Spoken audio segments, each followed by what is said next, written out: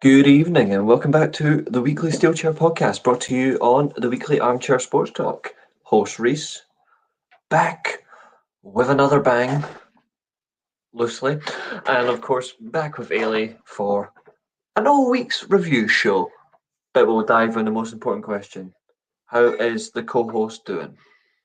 Yeah, I'm doing all right. Went for a walk earlier. I may be feeling somewhat seasonal at the moment. It's not a Darby Allen sort of nod to him, although it does look a bit like that. I'm doing all right. Obviously we've got the Halloween Havoc review coming up, so I thought, well, let's dress for the occasion because people may realise that oh, you're a skeleton or oh, Darby. What I've actually done is I've dressed as NXT. More on that later on. I'm doing all right. How's yourself, Reece? Yeah, I'm not too bad myself, thank you. I'm not too bad. Just looking forward to this show and getting through it on a good pace and lots to cover as well. So this is going to be a really good one. Yeah, But and I hate you, to start the show with this. Our first topic is going to have to be a bit I told you so, eh? So, if we're going to go with the I told you so to start with, you may just want to get any other claims out there first before I get up on the old soapbox again. by all means, go for it. Hmm. Well, definitely for you, Reese, and for people who have been telling me this for weeks now. Um, Good evening, Liam. Um, Somebody. MJF, I think it was just last week that we were talking about is MJF face. Yeah. Now, I said MJF's just turned completely face, and you told me, no, he's a tweener. Mm-hmm. Rightfully so. Is it rightfully so? Because Yeah. this week, that was not a tweener. That was not. I think MJF just went full, I've been the heel that people have loved for so long. He's gone full Bullet Club. Yeah. You're meant to hate him, but he's the most over babyface on that roster right now. So Easily. I'll pass it over to you, and we'll see if there's an apology, or if you're going to send a letter my way, or, some sort of fine has to happen here. Just what were your thoughts on NGF? Well, no apologies, no letters, no. The reason I still stand by my tweener comments is because it's just 1 week. And I do wonder what comes further from it. And he was already told, and I read it last week, he was told by Jericho that he is going to be a babyface whether he likes it or not. I think as much as he wants to be, he's still going to have the heel-ish moments in him. It's his natural ability. It's his gimmick. It's his character. It's his personality. There's going to be moments where he still acts like a heel, like some of his promos, like maybe some actions. But all in all, there are some levels of believability that he is a full-on face. I still think he has that babyface feel though, and he has that tweener edge. So I'm still standing by my tweener comments. Okay, so we're waiting for more evidence. Inconclusive, we'll say, on that one. I think you're wrong because I think, especially so for those of you that didn't see it and only watched the real wrestling, AEW was mostly missable this week. Would you Mm-hmm. say? I mean, Yes. it was a fairly sort of 5, 6 out of 10 show. Watched it last night, as in I watched Dynamite because no sane person will sit and watch Rampage. True. You got better things to do, especially at like what is it, 3 in the morning? It's on here, like just. Yeah. Um, yeah, mostly missable AEW, but there was a segment of complete gold, and it was MJF out on the ramp with Renee. Yeah.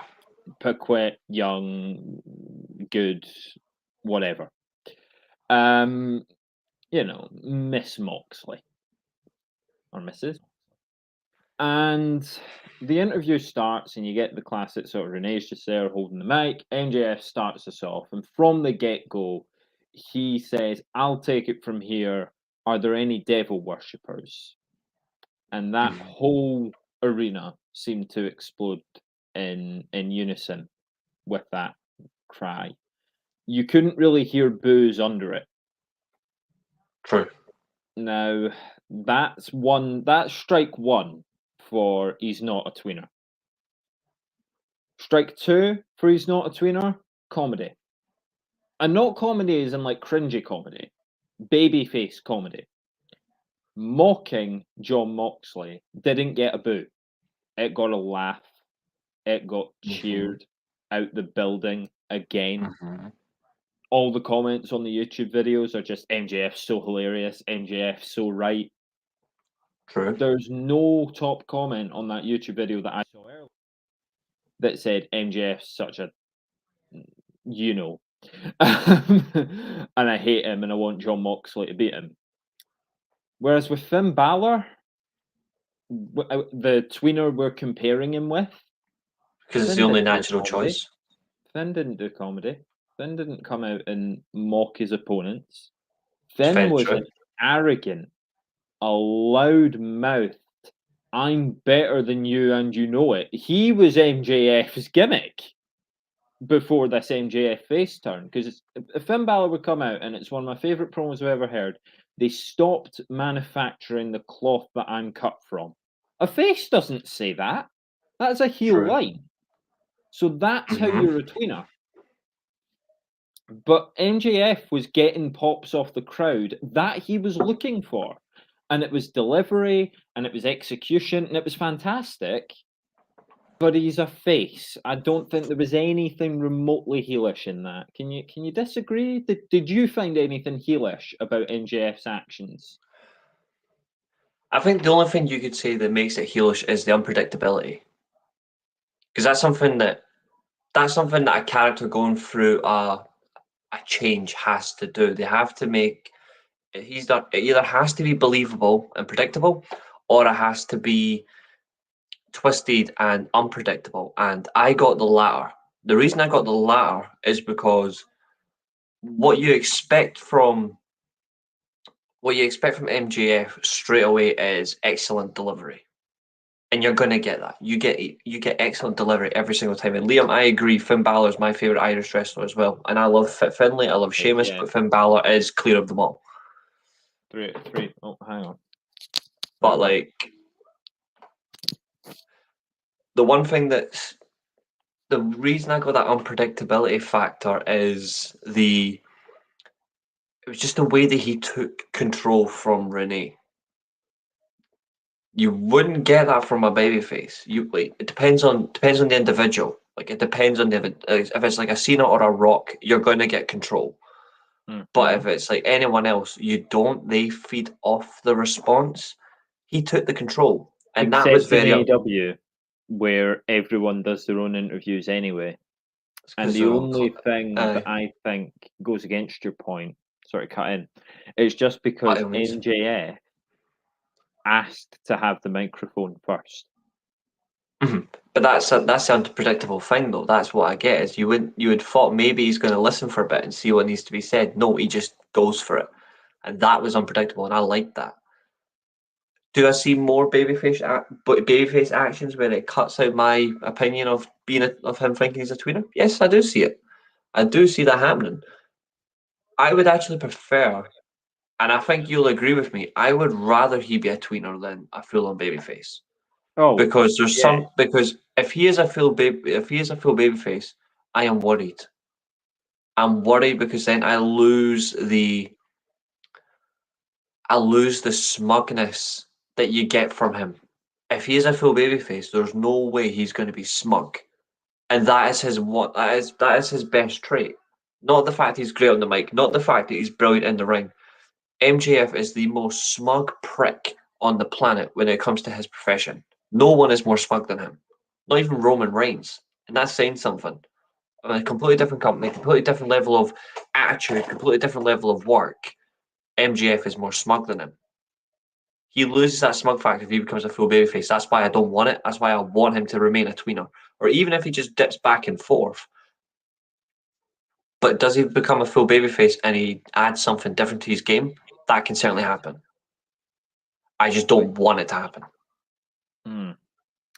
Yeah, I mean, because that's the issue, of course, is that he's a tweener, while at least some people find something to disagree with in what he's doing or in what he's Definitely. saying. So Definitely. I understand that you're saying that, well, because he's smug, he's a tweener, and on traditional wrestling programs, that would be the case. The problem is this crowd absolutely eats up every bit of that attitude. And they that's the love it. difficult part to sell. That's the They difficult part join to in sell. with the catchphrase, a catchphrase that is so up its own ass in terms of, you know, I'm better than you and you know it. We're supposed to hate that. Yeah, But that's a because heel. there's That's a heel line. devil worshippers there on the side, and I gotta be honest, I find it tricky to find anything to hate about MJF. Like at the moment, that's how I know he's not being booked as an effective tweener. Even Finn Balor, you know, favorite. Definitely one of my favorites in, you know, any aspect of wrestling, really. It was one of those things. He would talk, and you'd be like, "Oh, that was a bit arrogant," or you know, he'd be like, "Oh, that was a bit aggressive." In matches, he'd do things like he'd keep, you know, the ref has a count of 5, and he'd sort of remind them, it's like you've got 5, so he would always keep the hold in for another 4 seconds. It's little Yep. things like that where you're still siding with Finn Balor, and you still ultimately want him to win, but he's not. Oh shucks, I'm gonna do it completely on my own. Well, he was completely on his own, but I'm gonna do it completely without cheating and within every single rule. I won't break a single one. And MJF tried that, but the problem is, again, it's tongue in cheek. This isn't Agreed. him because they hate him. It's a crowd that's going to boo him when they're asked to boo him, and they're not being asked to boo him. What's up, Jarvis? Good to see you, buddy. So yeah, I mean, so obviously MJF on this program, it wasn't his only appearance. Very true. Because the main event happened, and we're not going to go into the match because I mean, okay, imagine John Moxley had a match. Good. So after he won, because he did. Unfortunately, just saying.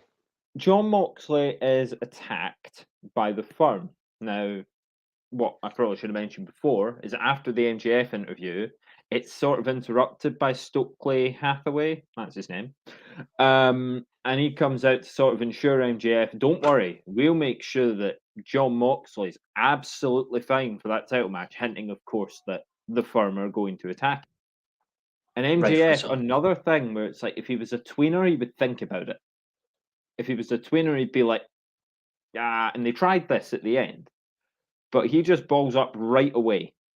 He gets right in the face of Stokely and says, you don't touch him, and hell, you don't even look at him. Because MJF wants John Moxley at 110%.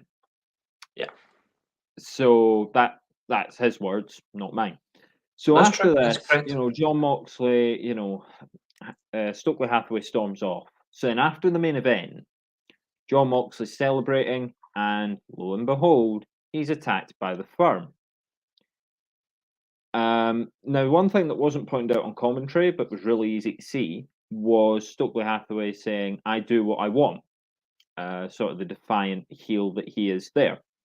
So he and his goons come and they attack Moxley. I mean, I say they attack, but Hathaway sort of sits on the top rope while his goons do his bidding, and that's fair enough because I mean, that's what heel does. Yeah, Stokely's not a wrestler, but he has this group of 5 who just beat him down. Yeah.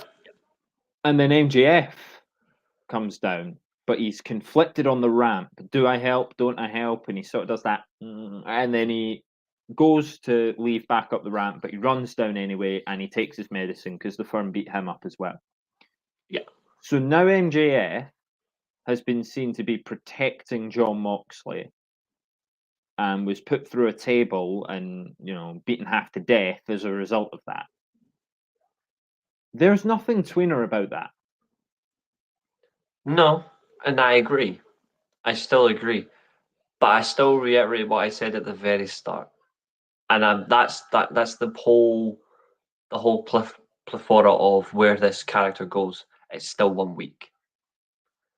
I think the one thing that will properly decide if he's a tweener or full-on babyface is not next week's Dynamite. It's Full Gear. However it gets booked, the main event of Full Gear will properly determine, one, if I change my mind, because you never know I might, and it's not because I'm proving I'm wrong, it's because we get to see a different change of attitude and booking, especially from a creative team that me and you have slated for quite a while. So it'll be interesting to see. But another thing as well is how he gets booked at Full Gear will determine the war of 2024, because we know it's coming. Like, we know 2024 is going to be the biggest year of pro wrestling since 2001.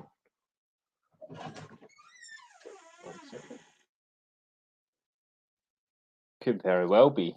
I mean, obviously, But you know what I mean? as you say, you've got MJF. Yeah. And that's the year, obviously, where he's going to be.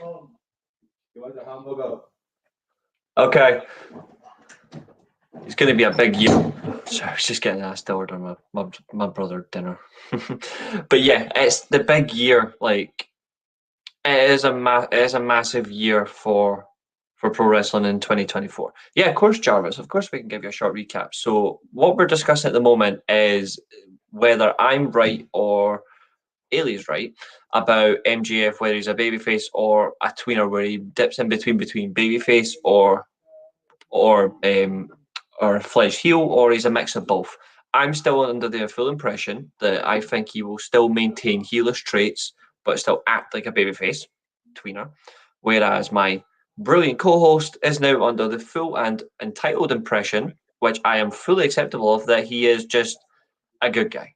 And it's changed. I mean, yeah, And you say now, but I pitched this to you last week. I've been saying it in sort of my circle for a while. I've been saying, look, MJF's turned of course, babyface. This isn't tweener. It's just no, of not. course, It should be, I think, but it's not. I think we're in agreement that it should be. But the other thing is, Jarvis, of course, if you follow real wrestling rather than the the amateur stuff, we say it as a joke. Please don't find out where I live. But we have one more thing to discuss on AEW.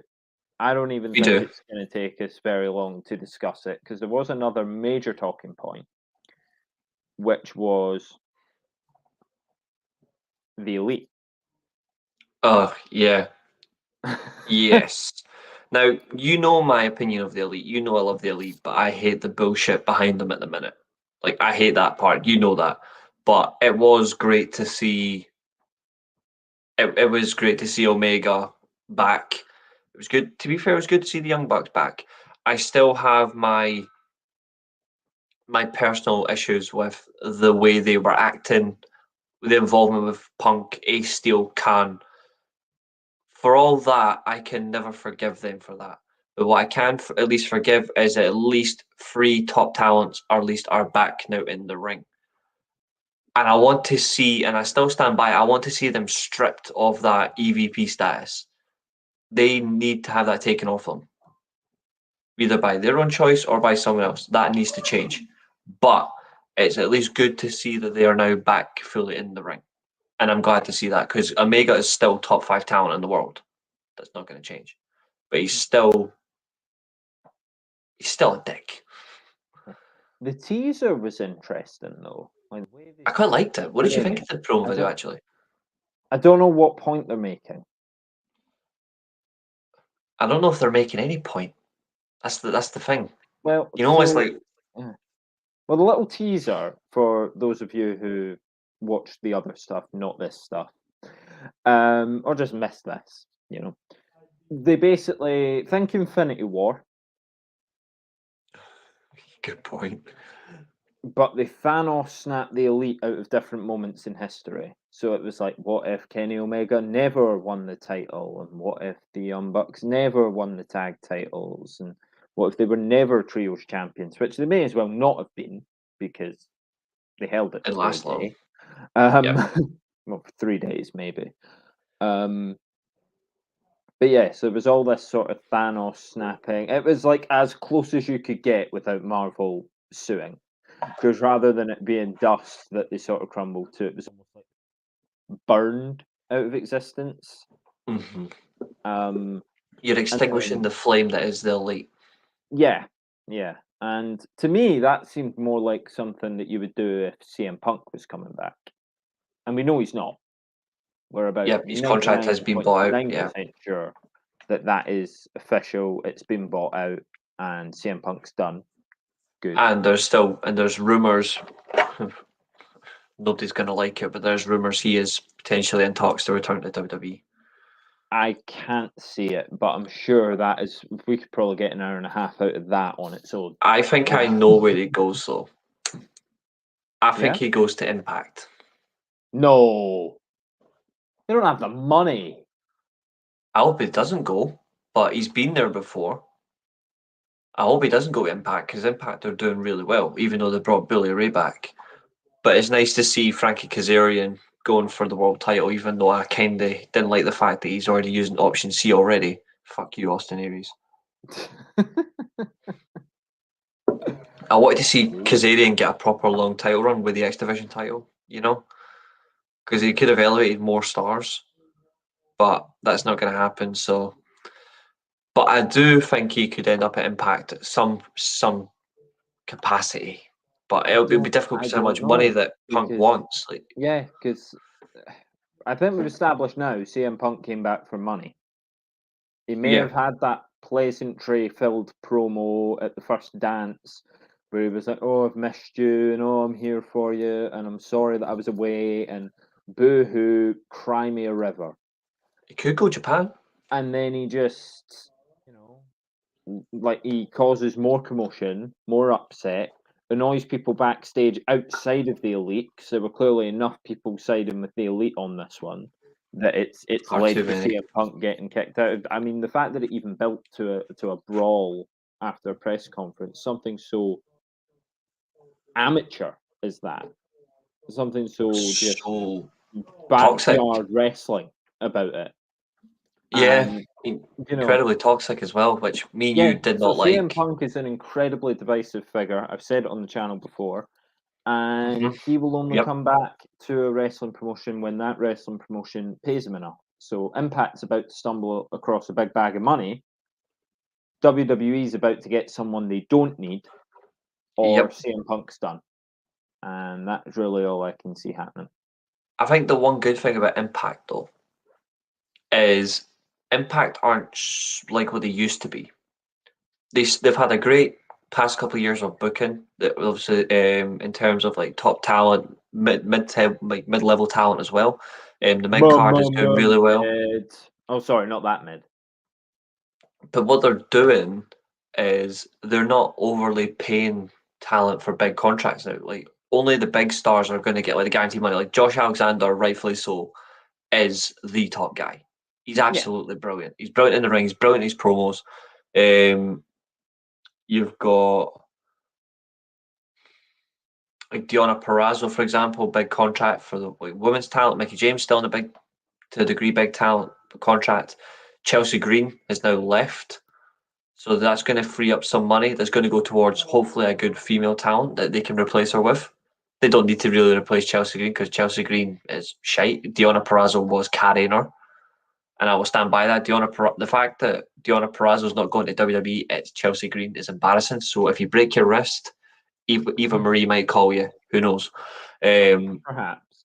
But back on There's point. a I lot to it. understand. Yeah, I understand your Impact fandom, and I understand CM Punk is sort of the name to talk about. But But you just know I love Impact. yeah, You you know I just do. got give you a minute or two here. The Elite coming back. What would be Yes. the plan? For me, well, I think surely they're going to be a babyface trio. The way they interacted with I think they're going to be that key. My only thing though is the top teams in the trios division. Obviously, it's it's definitely Death Triangle. Not just because they're champions, but because they're a well-oiled machine. Pac, Pentagon, and Rey Fenix are on a totally different level. So as good as that is for ratings and money, you cannot just force the elite on Death Triangle. That's not fair on Death Triangle. You've got to end the feud with Orange Cassidy as well. They need to wrap that up. Whether that's doing well or not, you cannot just thrust Death Triangle into a feud with the elite. It has to be built up. I think the only way you do that is by doing the one thing that, personally, as much as I don't want it to happen, I still would love it because I love Pentagon as a heel or babyface. You have to turn them heel, but it's difficult because Rey Fenix is such a brilliant babyface. You would have to find some form to do it. Pac can do babyface or heel, like switching on a light bulb. He can do that really well. Pentagon can do heel or babyface easy. He done it in Triple X. He done it in Lucha Underground. He's done it in Impact, and he's done it in AEW really well as well. When he turned heel, he was a fantastic heel with Cody Rhodes. It's Rey Fenix is the difficult part. So I don't know. I think the only way you do it is by turning. You wouldn't turn Pentagon on his own brother unless they found someone to replace him, like Evil Uno, maybe, but I don't know. But the only other option is you turn the elite heel. And it makes more sense to turn the elite heel because the Young Bucks as babyfaces, I don't know about you, but I don't like them as babyfaces. I love the Young Bucks as heels. You kind of need And the elite to be heel. Yeah, and Omega as a heel is brilliant. So, I mean, obviously they frequent Chicago pretty often. Mm-hmm. So I'd have the elite return in Chicago. Yeah. And I'd genuinely have them, we got rid of Punk because we didn't like him, because he didn't do what we wanted him to. That might not be the backstage thing. Just lie. It's wrestling. Just work. Exactly. It works for you. CM Punk was difficult to work with. Wah. Make it as tiny and as insufferable as possible, even though I'd agree with them. Yes. If they made it whiny enough, trust me, it's not going to be hard for me to hit the Young Bucks and Kenny Omega. It's not going to be hard. They can basically do it on their own without any character work. Yeah. And I think they need to come back as heels because who's the number one heel on the roster now MJF's gone? Is it Jericho? I think it must be. Like Jericho's on a brilliant role right now as the Ocho, as the 8-time world champion. He's doing amazing. So you've got Jericho, you've got Christian, you've got Pac. Not really a heel though. You've got Sammy Guevara. Oh, let's just no. I mean, but that shows the fourth heel I've mentioned. You're like, just no. Who is the AEW crowd supposed to act? There is Luchasaurus. He's only hated because he's attached to Christian, though. True, but then again, though, heel energy. The dinosaur that doesn't talk isn't really the problem. But then again, though, he doesn't need to talk to be a heel. He just needs to do what he's been doing to Jungle Boy. Brutalize him. Christian's the one getting the heat. I think if depending on what they do with Lucha, if they do things properly and they do things right, that heat can translate to Luchasaurus, though. Yeah, but is there anyone else? It depends. If I missed one that's like high profile, obviously Malachi Black currently on the shelf. Don't know what's happening with him, and obviously best wishes. What about Matt Hardy? Well, I was going to say Matt Hardy, but he also had that. Yeah. That's the only thing. He dips in and he basically does a big show. He's a twinner, but he's a twinner in the wrong way, and that you have to guess. What about Brian Cage? Well, he's rubbish. So moving on. Unfortunately, he appeared on AEW a few weeks ago, and Greg, and then he went done watching that it with me, turned around and went, "When was the last time Brian Cage was on this program?" I swear it's been a year. And sure enough, it's been 11 months since he'd been on a Dynamite. Did you see that that over the top rope like border toss thing that he did, like from the ground? He done like a full on slingshot. Yeah. Like I'm like, I ken that there's a lot involved, but Jesus Christ, like there's halfway across the ring and tossing a guy and then doing that. Brian Cage is very impressive as a sort of physical specimen. They could do something with him, but he needs a mouthpiece. Space in AEW because they don't know what they're doing with him. Same with Wardlow. Same with Samoa Joe. All these bit Lance Archer, if they'd booked him right, would be the number one big bad monster heel, like Undertaker's heel run. You know what they did wrong though? I think Roman Reigns that we've had the last 2 could have been Lance Archer. I just thought of someone else. Who? Because you mentioned Lance Archer.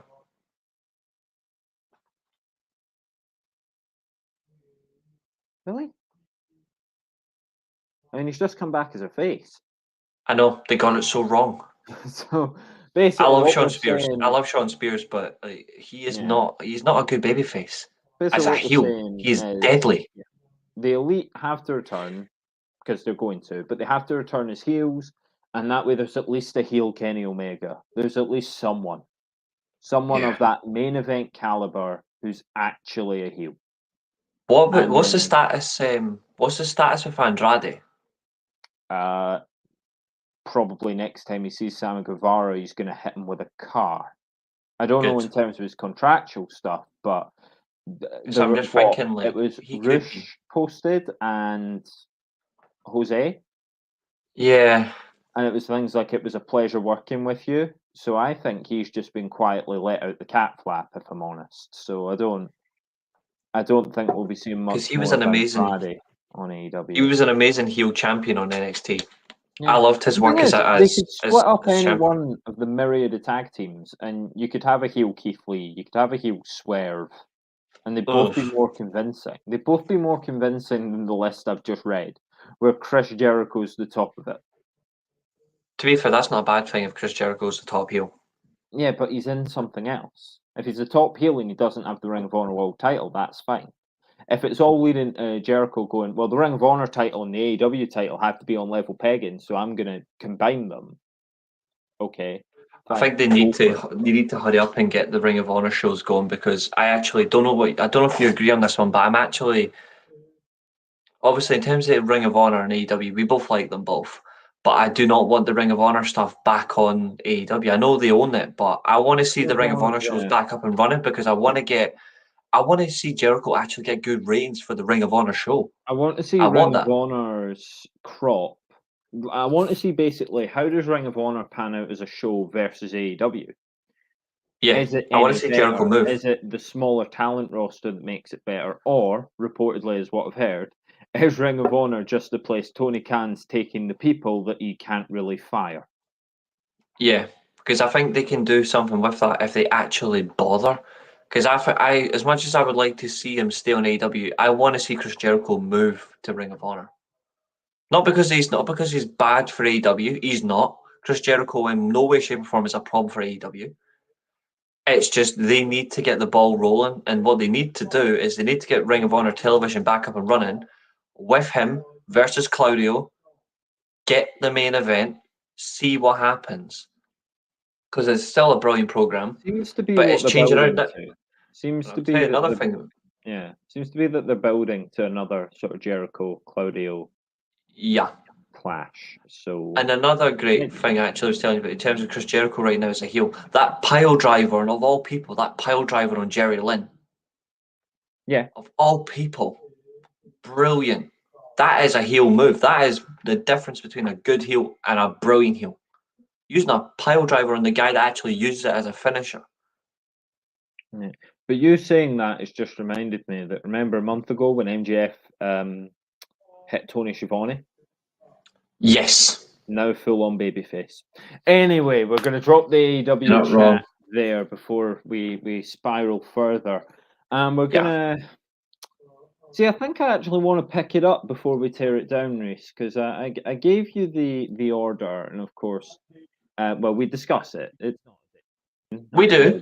We're still going by it. This is your baby, and I'm just here sort of with custody of it.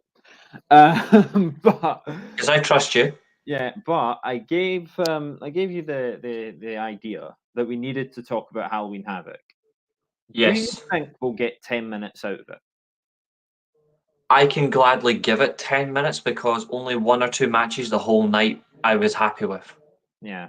Basically, what I did out of inspiration for something that we've definitely never seen before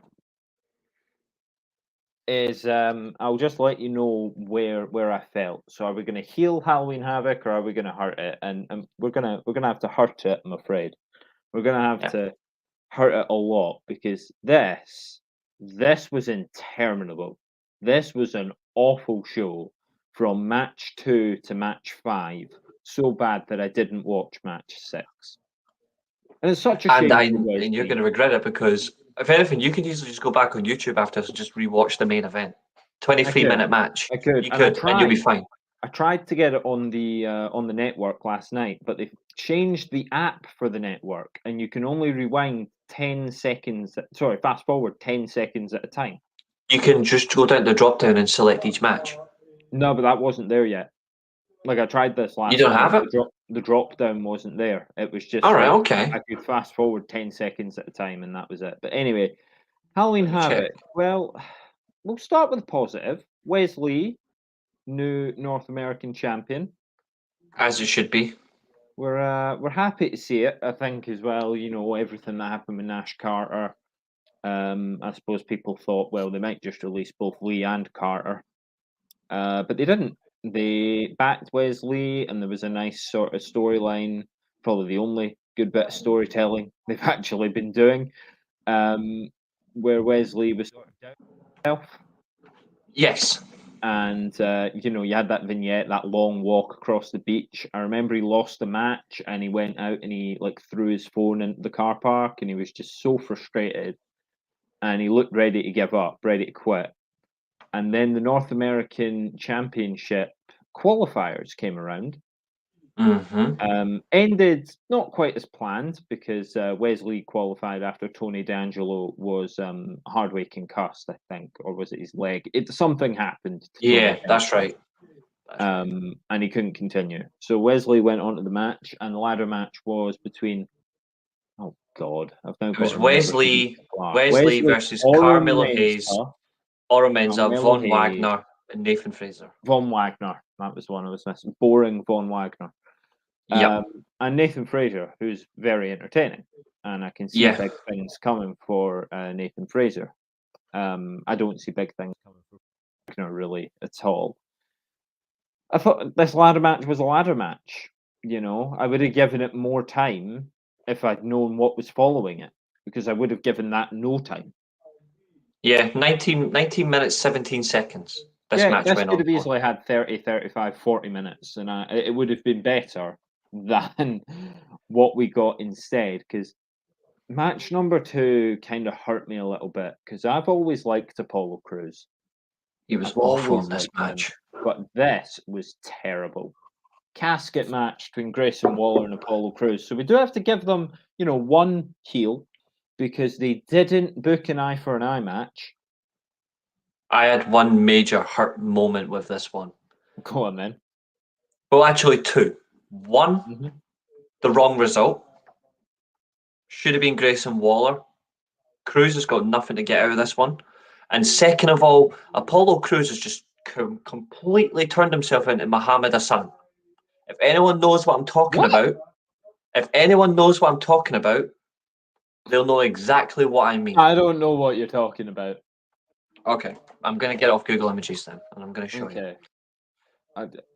Muhammad Hassan is in the guy that was released after the guy that was physically kicked out of WWE because his gimmick was so strong because his gimmick was that he was a Middle Eastern terrorist. Yes. Oh, hello. There's one particular thing. Didn't expect the first thing that you would hear to be talking about Muhammad Hassan. All you've missed, mate, is the AEW chat. We've started the NXT Halloween Havoc review. We're not going to take too much of your time on that because then, of course, we want to talk about the big story coming out of WWE or big stories. And perhaps even touch on thing to do with Saudi Arabian shows. Of course, no relation here between Muhammad Hassan and the Saudi Arabian shows. It's just so happened that Muhammad Hassan's come up in conversation. Well, put it this way, I'm not going to share it, but basically the scene where there's a segment on SmackDown in 2005, right? And it's Muhammad Hassan has sentenced Davari to be basically he's been sentenced to death, like his career basically. Davari's been put up like as a lamb for slaughter for the Undertaker, and throughout the match, you see Muhammad Hassan brings out terrorists, hooded terrorists, that basically decides the decision, and that's now I what Cruz kinda has get done. you. Now I This kind of is get what you. Apollo Cruz has. Cruz has basically brought out his own group to influence the decision, and it's horrible. Hooded figures like that, Were they and that is. Apollo Cruz's people, or like? Oh yeah, Because they were I'll be his. honest, Yeah, I saw it and I thought, oh, the Satan's getting involved here. yeah, they were You know, his. They were or 100% the his. schism's coming, or something like that, or this is some dark group that has something to do with this here. Why That's the does impression I Apollo have had. followers? I don't know. He's probably going back to pretending he's a Because Nigerian what I prince. found weird, all right, is they didn't necessarily appear to be followers. What happened was Apollo Crews was slammed through the casket, like through the lid. Yes. So the So decision's it done. doesn't count as a win because he's not in the casket with the lid closed. He's in the casket, but he's on the lid, on the smashed remains of this lid. So it's not a win for Grayson Waller. Correct. And he's arguing with the referee. I have no issue with that bit. He's I love that arguing with the bit. referee, and then they have to have this little thing with the lighting changed, and a Yep. bunch of druids essentially came out with a new casket. And that's fine. One bit that didn't make sense. Apollo Crews teleported out of the casket. The one that he was slammed through, he should have still been there. Yeah. So, I mean, I don't know. We'll see if Apollo has a group. I obviously didn't watch NXT this week because they'll be lucky if I ever watch it again. The only good thing about NXT this week is that Ava Rain, The Rock's daughter, was revealed. I did see that. Yeah, she's the new. That was the member of only the good season. thing about NXT. That was the only good thing about NXT this week. I liked the The other look. It problem- gave me an Ember Moon type look when Ember Moon debuted. You know, like with the red eye and all that. Yeah, Like yeah. I quite like that look, and I do see them doing something with her. I think she's going to be great for NXT, and I actually am looking forward to seeing what comes over because I think she's going to be a brilliant worker. I really do. But yeah, I like the ad of it. Question: what do you think of Braun Breaker? Better than Scott Steiner. Plain and simple. Braun I think Breaker's very good. He's got a very bright future. I think he will be But WWE champion by 2024. I'm kind of hoping he'll get called up soon because I know he's the only real shining light on this show, or one of a few. I But would say out of Halloween Havoc alone, there was only maybe 4 or 5 that were actually good to watch. yeah, well, what the match we're talking about wasn't good to watch because, of No, it was course, awful. this match went on too long. Like, do you have the runtime? It went for 12 minutes 58 seconds. Are you kidding? I I've got was all the thinking it matches was in front. bordering on half an hour. This thing I've got wouldn't end. all of them. This thing wouldn't end. It was like Apollo's in the casket, but he fights out, and Grayson's in the casket, but he fights out, and then you think, oh, now Grayson's definitely going to put Apollo in. No, he fights out again, and they have another minute outside, just sort of tussling over who's going in this box. They should have just done an Undertaker on Shawn Michaels and just hit their lower back off the casket and just break them so we don't have to see them again. But like, Maybe that's too dark, but hey ho. this to me seemed like two people that couldn't have a match because 12 minutes, well, nearly 13 minutes, call it 13, is nothing. 13 minutes is nothing if you know what you're doing on pay-per-view. Correct. You know, and anyone with Apollo's experience should be absolutely fine to put 20 minutes of experience onto a takeover match. He's finished We've as a seen top takeover talent. debuts that have been 20, 25 minutes, and they've been better than this. Think of Nakamura. Park's debut. I'm thinking of like people with so little experience. Like, unfortunately, Patrick Clark's the best that I've got. But that's a good shout. You know, and you know who when else you actually think had a of very his decent run? Akira takeover Tozawa. debut, yeah, there were people that came in NXT, had their takeover matches, and experience or none, they had better matches than this. And it hurt my heart. It hurt my heart because I defended Apollo Crews for a long time. I remember the feud he had with The Miz. I loved it when he won the US title. Like, I was popping out my seat when I saw that Apollo Crews had finally won a championship, because I was like, that's a guy who's deserved it. You know, and I like the Apollo Crews and Titus O'Neil chemistry. I don't think Dana Brooke necessarily had to be there at all. But then came the IC title run. Yeah, and that's kind of the issue. He completely ruined that when he was suddenly channeling his ancestors, and he came out with a foam spear and African drum music playing and everything like that. And it was such a radical change. He didn't even hint at it. The difference between the Usos is that the Usos sort of hinted at going darker, and closer their character got a bit darker and a bit more serious, and it wasn't face paints and dancing. So then when it was edgy heel Usos, you'd be like, oh, this is cool. Thanks very much. Yeah, thanks for that. Thank you very much. It's good to see that somebody agrees with us. Love it. Yeah, so that was my issue with match 2. My issue with match 3 was that this match would have been better in the ring than what we saw.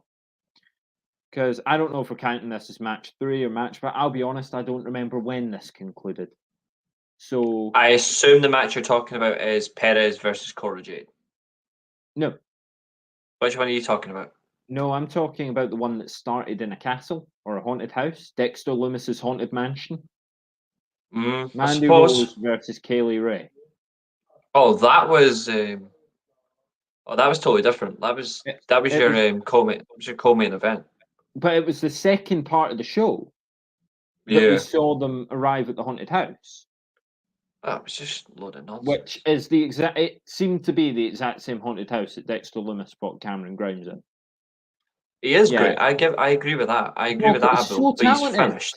And he's the thing finished. Is, you can learn from veterans that you hear from. And every veteran I've heard talk about Apollo Crews has said what potential, or said before, what potential this guy's got. He's unbelievable.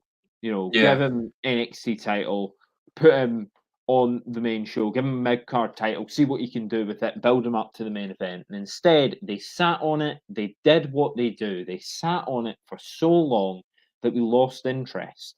And then when it finally happened, too late. That we liked more. Yeah, it was completely too late. At the right time on Apollo, made him NXT champion, you would have at very least upper mid-card guy for the roster right now. You would have another guy like Matt Riddle, or you'd have, not in terms of wrestling style, in terms of star power, you would have another guy that was sort of like Matt Riddle, another Nakamura, you know, upper mid-card guy that you're like, yep, he's got some legitimacy about him, and he'll put on another Pete Dunne. Yeah, another Pete Dunne. But he's been completely ruined. And this match was just such a fall from grace for a guy who had such great potential. But as far as the haunted house thing goes, this would have been better in the ring than 4 of the 5 matches that took place in the ring. So, 3 of the 5, because the triple threat you say was very good, and I didn't watch it. Oh, I love the triple threat. Like, back and forth, it was brilliant. Especially one performer. I'll be discussing him very shortly.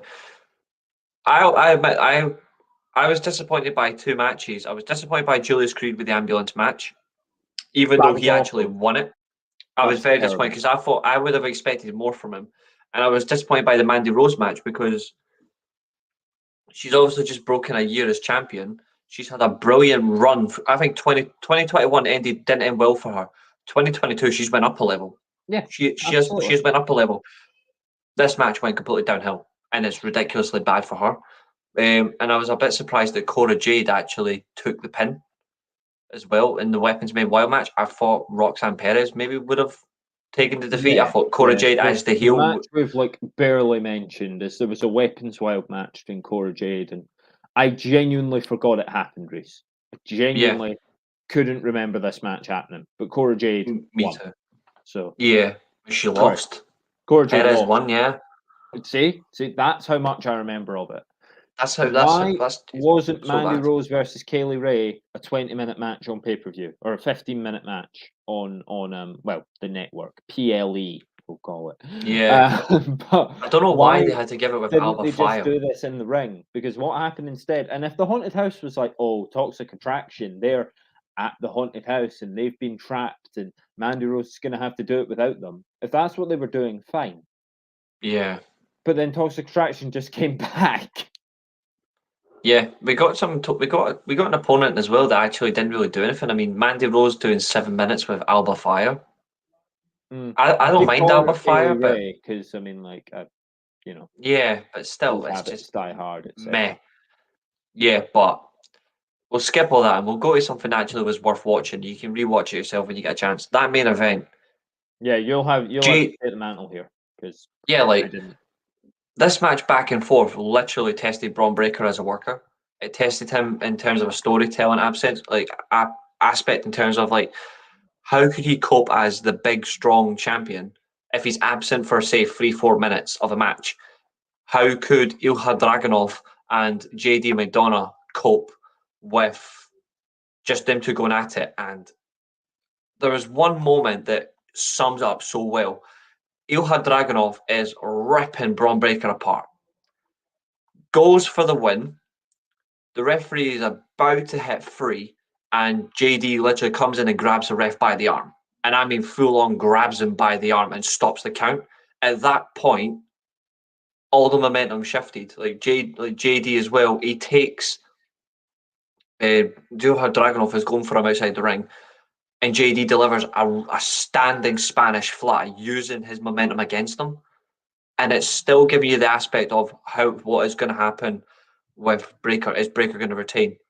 He does with the spear, but it's full on power and carnage, and it reflects how good he is. Well, I wish I'd watched it, but the rest of the show ran me off, unfortunately, and I went to bed. And then, as I say, tried to watch it last night, tried to, so I'd be able to comment on it. Couldn't skip forward on the network, wasn't sitting through that show again at all. If I ever see it again, it'll be too soon. I love how you quickly touched upon the ambulance match. That was the worst match on the card. Hands So down. boring. They went back and forth to the ambulance 4 or 5 times, and it was like Yep. they couldn't work out what else to do. So they just fought to the ambulance and then fought back again. There wasn't like that was the thing. I feel like this card suffered on work because of the gimmick. It's like watching a buried alive match, but all you do for 5 minutes is just try to throw each other in the pit.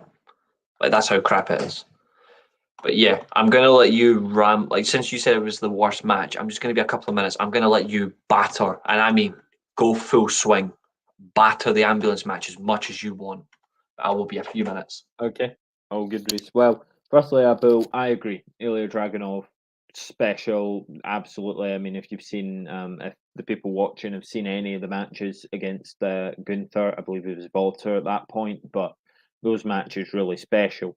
Yeah, this ambulance match was absolutely awful. And the thing, I didn't know why we were meant to care. I didn't know why was this thing such a huge issue that needed settled on a pay per view? You could have settled this on NXT. Like this did not need to be on Halloween Havoc. It felt like they were just trying to pack the card with things that people might have cared about, but I don't know anyone who truly would have cared about this. The whole thing was if the one Creed brother lost, then the other would be gone from NXT, but since he won, the other Creed brother, it really shows that I can't remember Julius or Brutus. If he won, Julius or Brutus, the other one, would get a rematch against Damon Kemp. And Damon Kemp, and he might be good, but in this match, he absolutely wasn't. And I've seen the Creed brothers be good. I know that they have amateur wrestling backgrounds. I know that they show it in their matches. They couldn't show it here. He couldn't show it here because they fought on the outside and around the ring and in this weird, like, makeshift tunnel that they had the ambulance parked in. So they would slam each other on the outside, like through a table or onto the floor, or there'd be a counter, and then they'd throw someone into the ambulance, And then they go to close the ambulance, but there'd always be that like posturing of it. Oh, I'm so hurt that you can't just reach for the door, slam it. It's not like a ladder where you're so tired and you've still got to like make the climb and then you've still got to make the reach. You've actually got to unhook the briefcase. That's not the case here. This is just an ambulance. Just shut the door. How many of you at home have had the car and you just close the door of the car with like just bumping your hip into it or like barely touching it and it still closes and you're actually checking like, oh, is that car, have I locked the car, you know, is it shut? And you check it, it's like, oh yeah, it worked. But these two had to pretend like closing this ambulance door was the hardest thing in the world to do. Like, it's so much hard work to close this door. Oh, we broke out because I took 15 seconds to close a door. And then they break out, and rather than continuing the fight in the tunnel by the ambulance, they're like, what will hurt more? I tell you what, let's go fight at ringside. They don't get in the ring. They don't get in for very long. Because why would you? The ambulance is there. Why are you walking away from the ambulance? Fight around the ambulance, knock one of them out, drag them into the ambulance, and shut the door. This issue could have been done in 4 minutes. Then you could have went on to something good. Something worthwhile. Yeah, you could have gave Mandy Rose another 5. You could have gave Mandy Rose another 5 minutes, or gave Corey or could have anything. They could have gave more time to Julius Creed because that had a. Actually, no. To be fair, that was the match, but they could have gave Julius Creed more time. I really didn't want them to give any more time to anyone in this match. Like they could have gave more time, and I think they got it wrong as well. Like. It had to be Julius Creed versus Damon Kemp. But if Julius lost, then Brutus would have to leave. It should have been Brutus Creed. You go, guys. So I couldn't remember who it was that was fighting. So you're saying it was Julius. It was Julius versus Damon. This is why you run this show, Reece, because I was just there like, right, one Creed brother, because that's all they are to me. They've not done anything to make me care about anyone on NXT, and you removing the Skittles vomit from the canvas. Yeah. And returning to this new sort of going for a new logo, but it's returning to sort of more laid back, less in your face branding, doesn't fix the fact you have about 4 people on the roster that we care about. You put 3 of them into one match. You put the other one in some bad cinematic before her match, so then we couldn't care about that match. So just an awful showing from NXT. Obviously, the main event may have cushioned the blow, but I couldn't get there. I just couldn't. So I was very surprised by the ending, though, of NXT Halloween Havoc because of what happened on the NXT show beforehand, with Austin Theory appearing on NXT with the Money in the Bank, insinuating he's going to cash in on Breakker at Halloween Havoc. He didn't show. He wasn't even involved. So I was like, what was the point in having him there? It was like Nakamura. At least you're going to get believed with Nakamura, where Nakamura's going to work her match, and then he worked SmackDown last night. At least you're going to get believe that. Why on earth would you bother having a pop like Austin Theory bring out the briefcase? Like, it's just stupid and pointless. It diminishes his it diminishes his Money in the Bank win now as well. Because now it makes you wonder. Yeah, it's the classic carrot on the stick. It's like, you don't want to watch this show. We understand we don't have much going for this show, but the NXT title might change. The Money in the Bank might get cashed in. Please watch. Please watch. And I watched, and I didn't get there. So the point that they were going to make with Theory, that they ended up not making, I didn't see it anyway. Austin Theory is... they've definitely... It's not a burial. It's not a complete burial. He won't get buried. He won't get buried. Definitely put him under a little bit. He's not 6 feet under, but it's almost like his limbs are covered by. You know what you can do at the beach, where you can bury yourself in sand, but you've like sculpted like a body in the sand, so you're gonna lie in it, and then it looks like your body is this like chiseled body made of sand. It's that sort of thing. I feel like they've got Theory everything but his head at the moment. You can still see his head, but I just don't get what's going on. What I'm enjoying much more, though, so we'll heal now. I liked what happened on SmackDown. Once again, I think I said it as well. Bloodline, they'll turn face out of this. They'll turn face out of the feud with Logan. And I don't think it's a feud with Logan Paul that's turning them face. I think It's it's Jey one Uso man. and Sami. Reece, how good is Sami Zayn at the moment? I don't know who Sami Zayn is, but I know who Sami Uso is. Sami Uso, yeah. First of all, I absolutely loved that moment. I think that was brilliant. And Usi, yeah, that was Roman so lost funny. He actually broke character. He broke character. The thing is, Roman Reigns is such a good actor that he made that work, though. Mhm. Because once he'd recovered it a bit, he was like, "Oh, that's what the problem is." He worked that in, because I imagine he was meant to be really serious, but he was almost sort of joking along with it. He was like, "Oh, I Yeah. get the problem," and then the serious face came back. It's like, "I'm gonna do something you're not gonna like."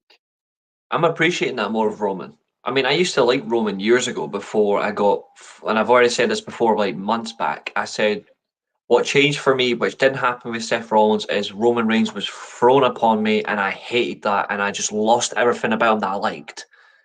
I'm starting to get that back, but it's not going to take. I am not going to go and say, "Oh, he's my tribal chief" and all that. I'm never going to do that. But I'm starting to get back to that point where I can appreciate his work again. And I actually loved that segment last night. I thought it was brilliant. I loved the way he delivered it. I loved the way that, like you said, there was that jokey feeling where it was a little bit of comedy, kind of like what The Rock did in a way, like when The Rock was in the corporation. A little bit of comedy when he was dealing with Kane, for example, taking a piss at him, making a mockery of him when he got sent away to the mental hospital, the Doolally land and all that. And I loved that. But then he got immediately back to serious, where the seriousness where he would immediately go into a Mankind and just rip him apart before he beats the shit out of, say for example, in the I Quit match. He would go back to that. I got that feeling with Roman Reigns last night, and I like that option. But I'm never gonna go and say, "Oh, I acknowledge all this crap." He ain't my tribal chief. The Rock is, and he always will be. And I actually appreciate the honesty of Abu as well, where he's saying he's never liked him, but he's slowly getting his attention. But he's not going to acknowledge, go away. Understandable, completely agree, and I respect that. And I'm the same manner to a degree. The one thing I'm loving is the dynamic where Sami Zayn is slowly working his way through the bloodline, where he is now second to Paul Heyman, but he is going to break the bloodline very soon. The bloodline is going to break after the Royal Rumble. After the Royal Rumble, you're going to see it go, and when it gets to WrestleMania, the bloodline done, full on done. At the Royal after when it gets to WrestleMania, it will be like Thanos finger snapping. We've already mentioned it tonight. It's going to get to that, and you're damn right. Liam Reigns will never be The Rock, 100%. But his acting is 100%. getting better. Oh, it's getting better, but it's not. There's getting better, and then there's delivery. Yeah, but there was such a subtle moment though. It's one of those things where it was because you're always looking at how he will react to something, and Yes. it was the way that Jay goes, "I don't give a damn what the tribal chief says," and Roman's head's just down, and then he just goes. He just raises his head. Yeah, he's just like you can hear it already. He's like, "What did you just say?" It was that sort of thing. It's exactly what you think someone would do in that situation. That's what I like as well about the bloodline. It's silly, authentic. It is like a dad telling off his kids. Like, play nice with that Sami Zayn, or I'm gonna, I like it. And I didn't think this was gonna happen. What it's exposed to me as well, though, is that Drew McIntyre is the top babyface, at least on the SmackDown side. Might be the biggest babyface in WWE at the moment, with Cody out, because they prevented doing all of this. None of this happened. They kept Sami Zayn away from Clash. Yep. Because they had to introduce Solo, yeah. but they didn't want anyone to like Roman. And then as soon as Clash is done, as soon as Drew McIntyre's been bested, it's okay. Now Sami Zayn can start having fun with them, and now we get Logan Paul in. Do I reckon? I do. I do. I think they will. Rock versus Reigns, I'll be surprised if they get there, even though it's in Hollywood. I Because think it'll happen. I think Rock's being very coy about it. there's only one problem, and I'd like to see what you think of this. And I know I would love to see, because I'd love to see just Reigns get beat in that context where no one else can beat him, but he loses to family. He doesn't have to lose. The title does not have to be on the line. It doesn't have to be involved. This match does not need a title. But what you need from this is a genuine reason. And at the moment, there isn't really a genuine reason. There's a genuine reason for Reigns to lose to Jey Uso because he's treatment of him recently. There's a reason for Jey Uso to be like, well, stuff you, I'm done. But Jey There's a Uso genuine. is the reason why it would be The Rock. But the thing is, though, is The Rock's loyalty towards both. He ain't gonna pick a side. He isn't gonna pick a side over his family. He's not gonna do it. There's only one person he would generally pick side over. If Roman exiles Jey Uso from the Bloodline over Sami, who isn't family, I think that does enough. Because Rock will then be like, why are you turning your back on family? And Sami Zayn isn't family. That would be the way I could see it going. Then, of course, the tricky part of that is you're probably only going to get one match out of The Rock. Yes. You're not going to get him to beat Sami Zayn before he takes on Roman Reigns. I would be very surprised if they get The Rock for 2 dates. That's what I would do. Because I would like to see more prove, The Rock with Jey Uso in his corner. And, you could do a tag match if you want to. I wouldn't necessarily do it. Because I think it makes more sense if the Tribal Chief stays out of Sami Zayn's business. It's like, you can fight Sami all you want, but I'm the head of this table and I'm not having anything to do with it. Sami's not going to complain that Roman isn't there because Sami knows that he's sort of, under Roman Reigns in the hierarchy. And throughout this whole thing with Sami Zayn, he's never spoken out of turn. He's getting in the good books. Anytime he has spoken out of turn, it's been to protect Roman Reigns. It's been to defend him. It's been against Jey Uso. Or it's been against the Brawling Brutes or anyone like that. He's been like, I've come to the defense of Roman Reigns. That was the whole thing about him proving himself as the honorary Uso. It was like, okay, well, you better. But now you've also got the adage that very soon, once he's ready to go, and he's ready for that change, Kevin Owens is also going to be involved again very shortly as well. I do see at some stage, because it'll twist the thumb, either the Bloodline fully turn on Sami Zayn, or Sami, like I suggested to you a while ago as well, and I think you quite like the idea, Sami wins a championship, and it's the question of, is he doing it for the Bloodline or is he doing it for himself? Sami Zayn's not held a championship, I think, since 2020, I think, when he fought with Hardy and Styles for the IC title and had a brilliant run.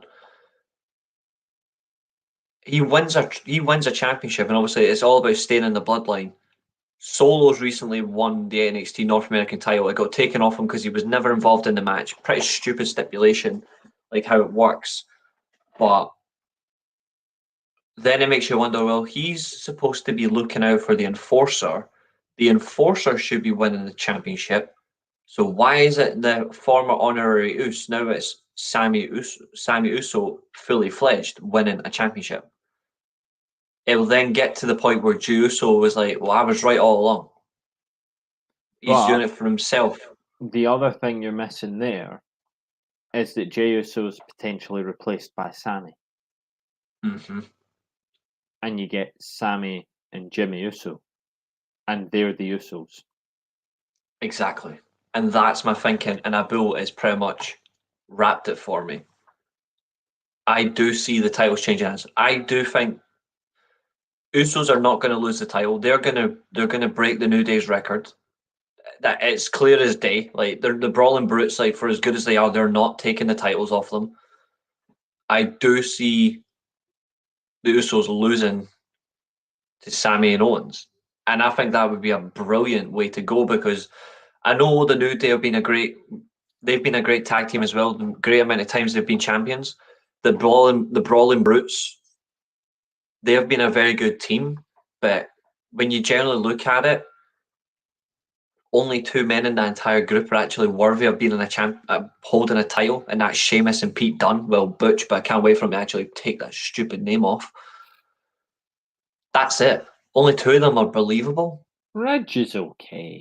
He's all right. He's not bad. He's not bad. There I'm not have been worse dismissing tag champions than Reg Holland. Yeah, I'm not dismissing Holland in that way. I'm just saying when I look at it as a genuine champion, I only see believability as in genuine sense in Pete Dunne and Sheamus. And there's no disrespect to Rich Holland. It's just my vibe I get off him.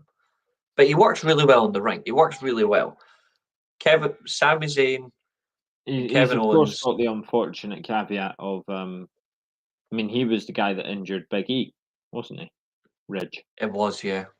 Yeah. So he's got that unfortunate caveat. I think, that could happen to anyone. Luckily it wasn't Madcap. Like D'Lo Brown has done it, and some of the best workers we've seen have caused hard way injuries because botches can come from anywhere at any point. The reason that we bring up the Bloodline thing is, of course, and there's a real theme to this week's episode.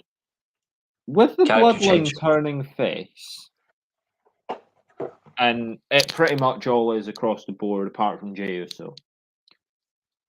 Bloodline are now face, and obviously that's your top champ. So the question is, who's the new top heel? I think there's only two options. I think there's only two. Okay. Maybe three, depends on how he goes. On SmackDown, I would say it's Gunther and Karrion Kross. On Raw, I agree with Abu. Judgment Day, and I would also say Seth Rollins.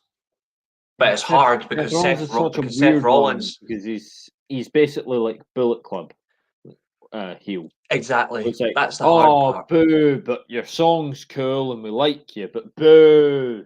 100% Judgment Day top heels on Raw. Yeah, Judgment Day. Because I was thinking like, well, Damian Priest's got to be the top, or Finn, but really it's Damian's group. So Damian Priest really the top heel over on Raw. Though to be honest, I think they would be penciling it in that Finn Balor's the lead of Judgment Day. So he is the lead, but we can Finn see Balor it right. Is probably the top heel on Raw. But the most hated guy, though. I mean, once again, we're having the same conversation as we did with AEW. The top heel is locked into a different feud. Mm-hmm. Like, he has a different title, so he has to be involved with different people. Mm-hmm. And yeah, just it's really bizarre how we've got. Because the thing is, it used to be the other way. Not too long ago, everyone was a heel, and everyone you would see was a heel, and there were so few good baby faces, and WWE wouldn't be able to book a babyface to save their lives. Now they're slightly better at it. Fortunately. But when you look past Drew McIntyre as that sort of face, there was no one else. Now that the Bloodline, that big main threat with 5 people in it, are now face, well, apart from Jay, so 4 of the 5 are face. Let's be fair, Solo hasn't done much, but as long as he doesn't... I generally think the only two that are genuine... The only two that potentially are genuine babyfaces is Sami Zayn and maybe Roman. But Roman will still act like... Roman will just do what he wants. Because if Roman acts in the interest of Sami Zayn, it makes Roman Reigns a babyface. That just makes him a delegator as well, though. It's just winding up his family. The one definite, though, is Sami Zayn is full-on babyface. Like, no question about it. People chant Sami before he even gets to talk. Yeah. Like, he Which is gets what you want. mentioned in a promo, or Roman's about to mention him in a promo. He's like the honorary Us, and the crowd just go, Sammy, Sammy, Sammy. He's so over at the moment. And I mean, it would be absolutely hilarious if Sami Zayn got the world title out of this. I don't think Royal he's Rumble's going right to, around the corner as well. but it would be absolutely hilarious if Sami Zayn got the world title, and he'd deserve it. Think of the rubbish he's put. You know, like, he's gone through some really strange storylines. He was the guy, remember, that brought Bobby Lashley's sisters into a storyline when Bobby Lashley True. turned up. And, you know, he's been the butt of the Very joke true. for so long. When he was a babyface, he was just beaten and beaten and beaten. When he was a heel, for the most part, he was just obnoxious in the wrong way. Yeah. And then he got the role where he was like a manager, and that was better. When he had Yeah. the artist collective, that was better. That was amazing.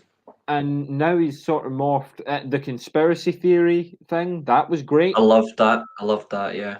And from the conspiracy theories, it morphed into all of a sudden he's the honorary Uso. It's just been from the absolute gutter, he has climbed out of it, and he's now, probably the interesting guy to follow from the SmackDown point of view, who isn't named Speaking Bray of Wyatt. gutter, speaking of gutters, actually, the other one you could think of for Raw is, funnily enough, Baron Corbin. All right, as a heel. Mhm. Yeah. Another one. Again, Once it gets, I think it will kick on thanks to JBL. Like, JBL will get him back on Baron track. Corbin isn't that old, but he's screen old.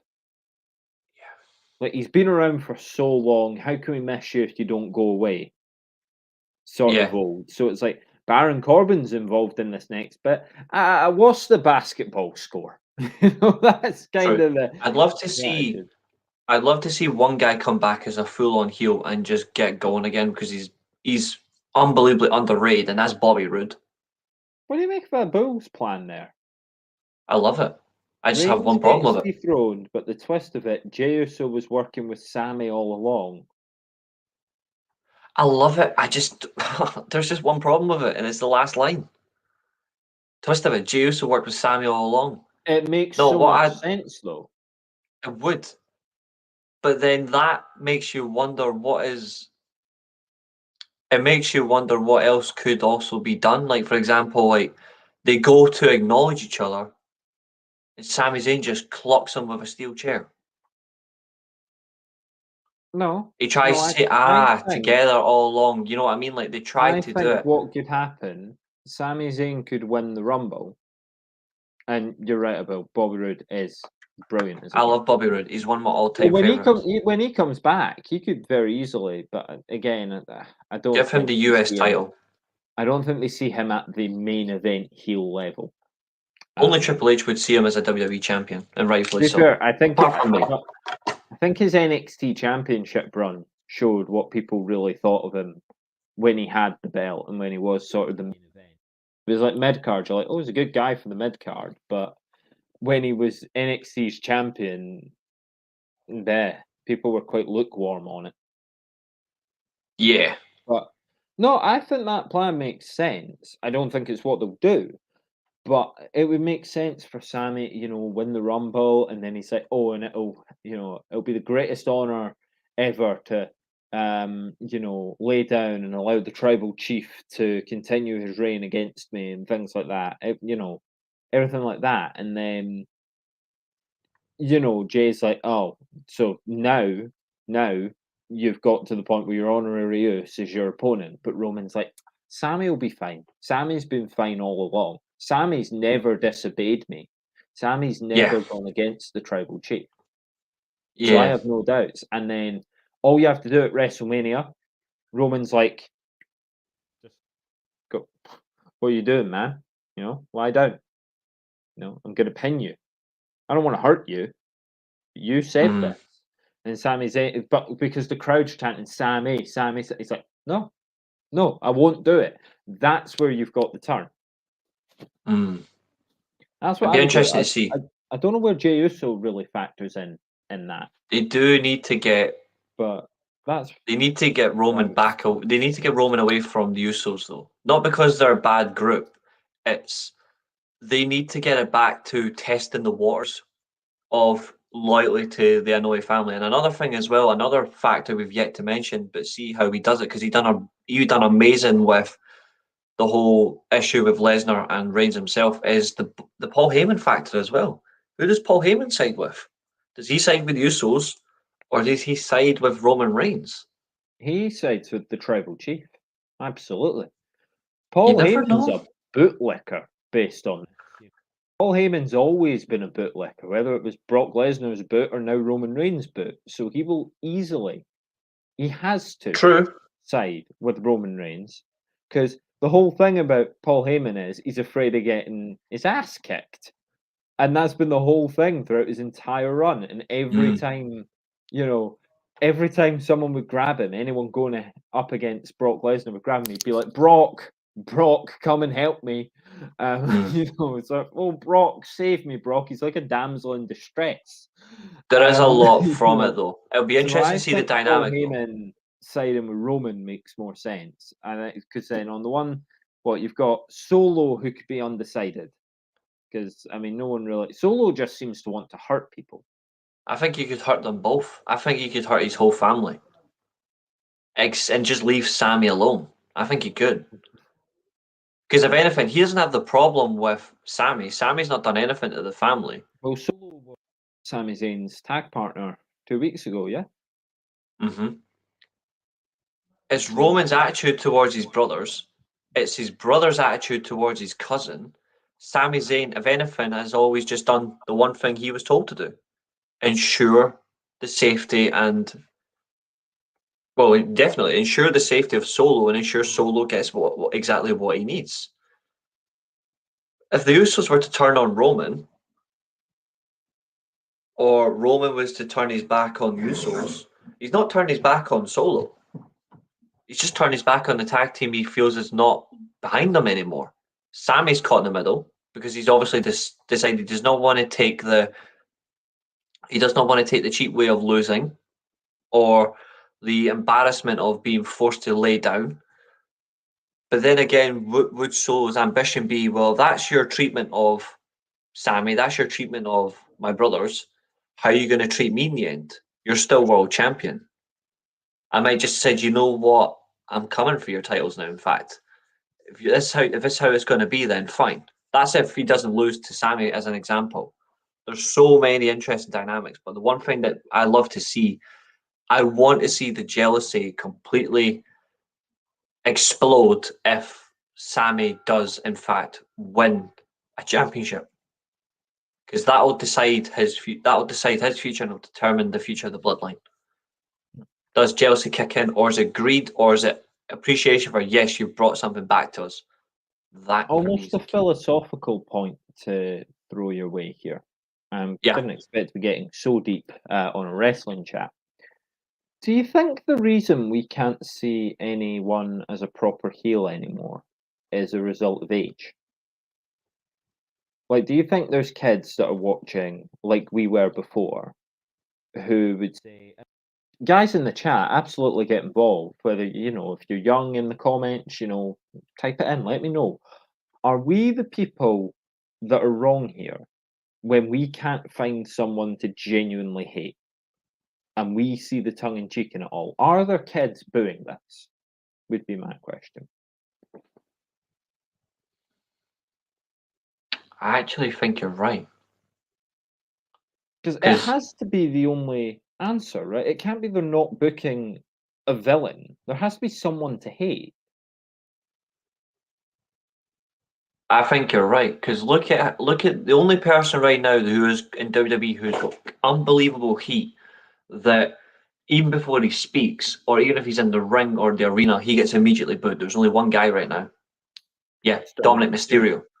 Dominic Mysterio is the only one with that level of heat that hasn't been seen in years. I have not seen that in genuinely in years. The last time I saw it was when Lesnar beat Taker at WrestleMania. Maybe when Reigns beat Taker. maybe not.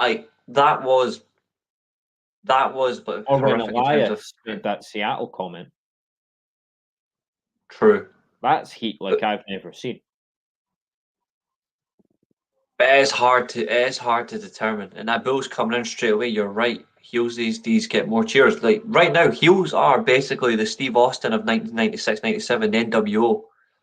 It's went back. Yeah. You're basically seeing a reincarnation of pre-Attitude Era. Yeah. That's what you're getting. The reason that I say it's because of the age. It's Cycles repeating itself. They're clearly booking people that we're meant to hate. We're meant to hate Seth Rollins, but he wasn't the heel that I mentioned because I don't hate Seth Rollins. I love Seth Rollins. We're There's nothing this guy could do. to hate Karrion Kross, but he's cool and we can. We love Cross. Yeah, And we he's love got Cross. a point in everything that we follow with Karrion Kross, even in NXT. No one was like, oh, boo, don't give it to Karrion Kross. We were like, this is a foregone conclusion. Karrion Kross will be NXT champion. We know Sadly, it didn't end well. we think it's pretty much a foregone conclusion that he'll one day be WWE champion or Universal champion if they split them up. We can see that coming.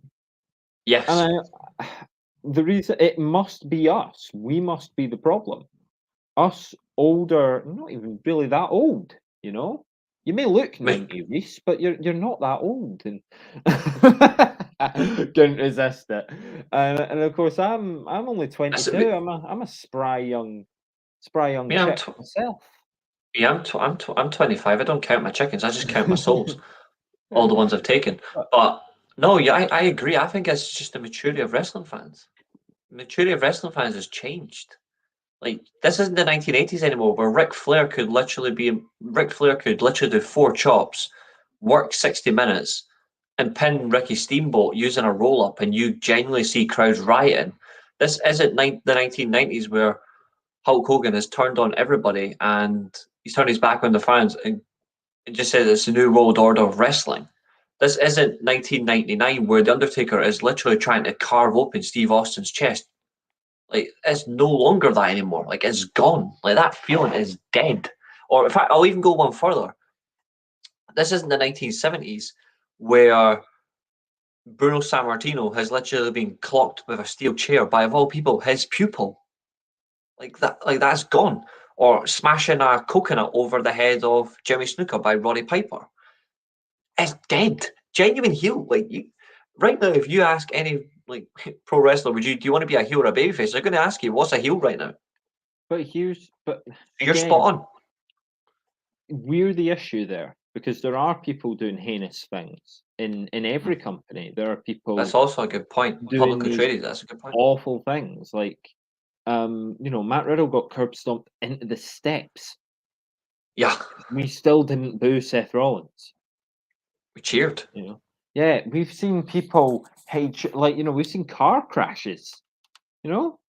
We've seen absolutely diabolical attacks. We saw Scarlett mace Drew McIntyre. Okay, it looked more like silly string, but we saw Scarlett mace Drew McIntyre, and we still don't boo Karrion Kross. We may have booed that action, but it doesn't reflect actually hate the person. Very good example. Very good example. Thing, and I've realised that with the time we'll have to move the Saudi chat to next week, but it's probably more apt there. Especially because we're previewing it next week, of course. Exactly. So this is likely going to be the last sort of discussion point. It's either age or it's snobbery. And I'll explain the snobbery. Yeah, I was going to say, before you explain age or snobbery, add another one. Age, snobbery, delivered content. I'll let you touch on delivered content. The snobbery, and what I mean is, and we are part of the problem, we are fueling this fire on this show. We are. Everyone who watches it, you're fueling this fire with us, and we love it. We love to fuel the fire because we love to chew the fat and talk over everything happening in this business. Yep. The fact remains, though, that because we can appreciate people's work outside of the character, for instance, comments like Roman's acting's getting better. Where do you see the push going now for MJF? things we've talked about on this very show, we've not been talking about in character. We've been pulling back that curtain for ourselves. As a result, you find that there's two types of wrestler. There's no longer heel and babyface, and I think it comes directly from snobbery. There's the ones we want to see and the ones that we don't. The ones that we don't want to see, 90% of them end up being undercard heel wrestlers that are rubbish, or that we don't appreciate their ring work, or Like they Dominic have Mysterio. a dreadful story. But rather than boo them for it, we give them go away heat, which is sometimes booing, but sometimes it's just deafening silence. Something happens on the show and we're just like, what time is it? You know, like we're just doing that. So I'll let you touch upon delivered content. I also think snobbery does play a part. We are so privileged now with all the wrestling that we get that if we don't like someone, we don't just boo them because they're a heel. We actively attack them for not being good. And we actively attack we actively attack them for not doing their job. And that's fine when it's someone that's utterly rubbish. When it's someone like Eva Marie who does not belong in the wrestling ring. You know, boo that to oblivion and people think it's heel heat. So people got the trick and they were like, well, if we just stay silent and show them we don't care, they'll stop booking her. And that's what happened. People stopped caring. Nowadays, when we stop caring about someone, we find that that's usually the sort of guy that we would usually boo. So all the heels that pass our pass-fail check, they're all the cool heels that we don't boo. All the ones that we would boo, and I just mentioned Baron Corbin. He's another one of those. You boo Baron Corbin, but I don't like him because I don't want to see him. It's like, as I said, screen age. He's old for the show. He's been there so long. I'm tired of him. So he gets booed, but it's more like channel changing heat. Like, I don't care. Again, what's the basketball score? But Reece, as I pull myself out of a rant before I just start spiraling and my head twists around like an exorcist, what do you mean by delivered content? I mean by delivered content based on how each, whether it be a babyface or a heel, how they're portrayed every week. So, for example, because I'm in a group chat, few friends of mine purely for wrestling, and they spoke about how bad Ronda is, for example. And I said, right now, they were like, oh, Ronda's trash, get her off TV, get rid of her, the whole lot. She shouldn't be holding the title to WrestleMania. And I get that. But then I threw it back at them by saying, she's doing one thing that has not happened in a long time. She is getting one person back to where they should have been. Shayna Baszler, who I've said on this channel before, I absolutely adore Shayna Baszler's work. She's getting Baszler back to that top heel status. Slowly but surely, she's going to get her back. And the reason I'm saying that is just look exactly what she did on SmackDown. Staying silent, having a good conversation, well, silent briefly, but just having a conversation with Ronda, just discussing the match, you know, like, etc. Like how she's thrashed, what's her name? Literally her words, what's her name? Although I actually tweeted 35 minutes before SmackDown started that Emma would lose to Ronda. Even though I didn't even know she was going to be there, I just said, I put a gif up saying losing to Ronda tonight, and it's Emma walking out. That entrance that she has. But having a good conversation, and Natalia, who bores me to death, she's a disgrace to the Hart family, does her talking, and then Baszler straight away gets her straight in the chokehold. She's going to go straight back to the top heel status. Again, Natalia thing. Yeah, when she's been a heel, it's not been all boo. It's been boredom. I will say Baron Corbin toilet break. Natalia. When Natalia comes out, I want to go for a crap. Elias. No joke. Toilet break. Heel Bobby Lashley. Toilet break, as in the first time. Not. Yeah, now, no. Not now, on the other hand, the first time when he was Baron Corbin's mate, toilet break. Heel Braun Strowman. Toilet break. Ooh, and any of the ones that weren't toilet breaks, and any of the ones now that aren't, heel Seth Rollins. Oh, I love Seth Rollins. It's like, we're not supposed to. So it's like, but it's I get that feeling of all three of those things. Yeah, 100%. I love the fact that even though I'm not a big fan of Ronda Rousey, even though she has some aspects to her that's impressive, she's finally getting Shayna Baszler back to where she needs to be. Thank God. Like, long overdue. Put a title on her next year, for goodness sake. But there is that aspect of, Hopefully they can legitimize her again, and will I maybe think they will. eventually. I'll eventually forget and stop bringing up that she was afraid of a doll on television. Yeah, I do see it happening though. Like, I do see it coming. Like, for the right reasons, I do see it coming. But that's the thing. Even the most boring character can get somebody back to where they need to be. That can Yeah, certainly because happen. Ronda But Rousey's promo's awful. yeah, it's like listening to a dog bark, but it hasn't got the bark behind it. It's Oh, just she puts the inflection in the wrong places and everything. It's like you can clearly see she came from the shoot world, where she would yeah. just say what she thinks, and she wouldn't have like we do on the I show for the like most part, just sort of say what we think.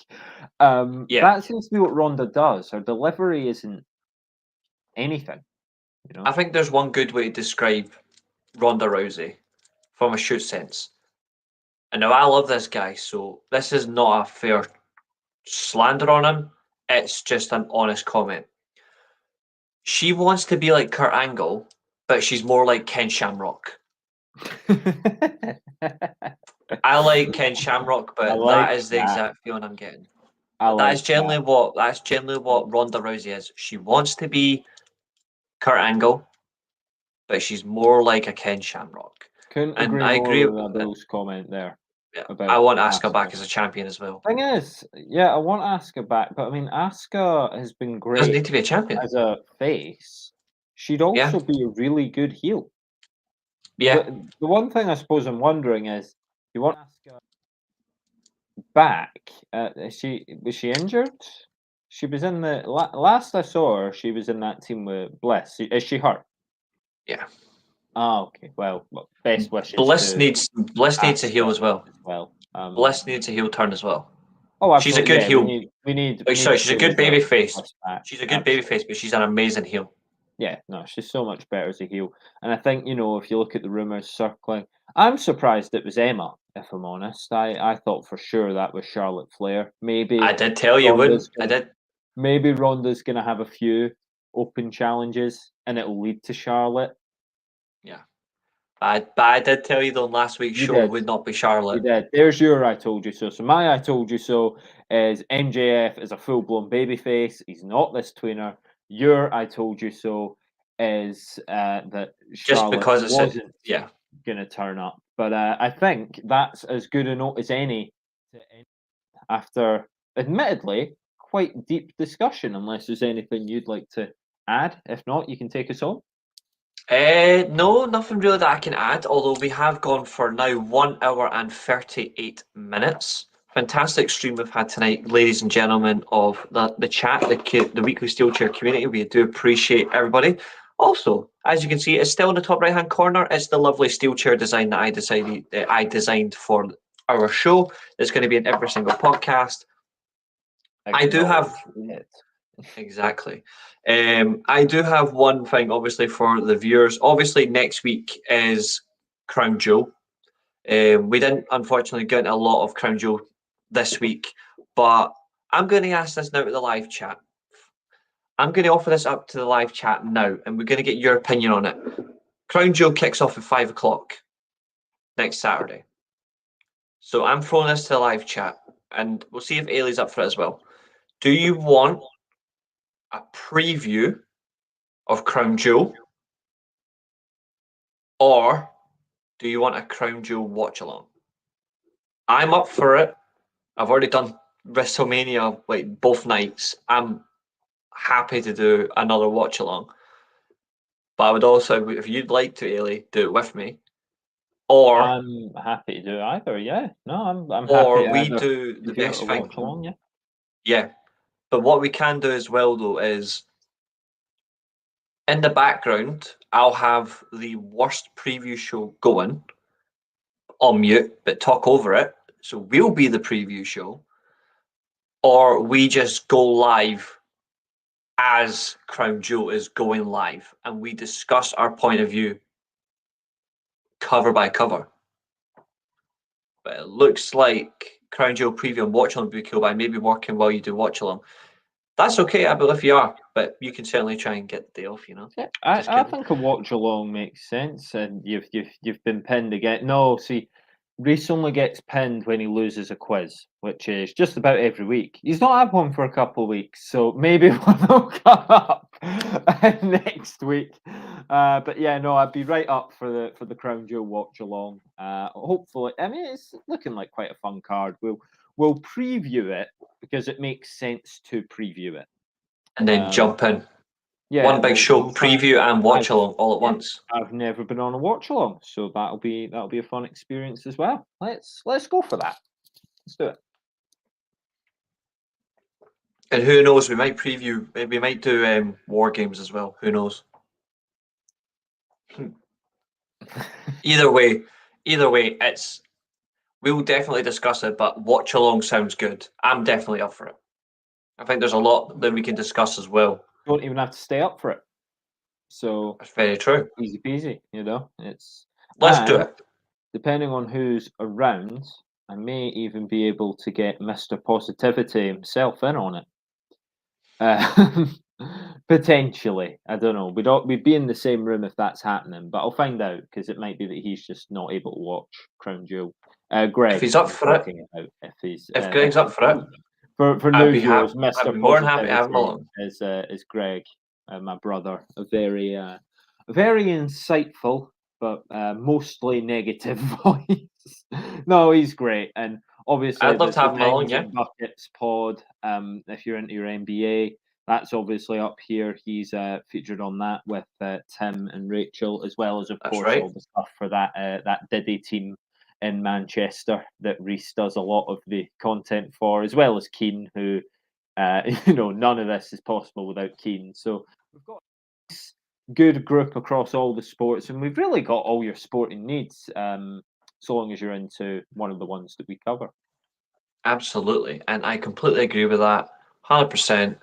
And as we're going to leave, all I'm going to say is, if it ain't broke, there's not much else you can really say except this: if it ain't broke, beat Usyk. Bye, guys.